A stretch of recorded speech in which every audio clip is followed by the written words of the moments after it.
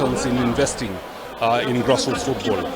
We can generate or create a lot of jobs, generate a lot of revenue from these activities. It's also a very good foundation for building our social fabric.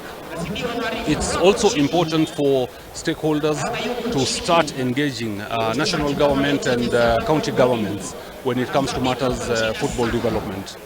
I know there's a very big issue today in allocating resources for football because of accountability issues, integrity issues, and that we have to deal with very soon. Actually sooner rather than later. It must be addressed aggressively. A lot of people have lost faith in football management because of mismanagement. Within a very short period of time, and the window is closing, we have to fix this issue.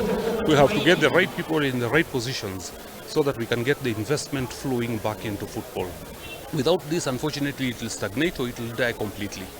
So it is upon us to take the bold step and make sure that we have the right kind of leadership in football management so that we are able to get results, not only at the national level, but also at the grassroots level. This is for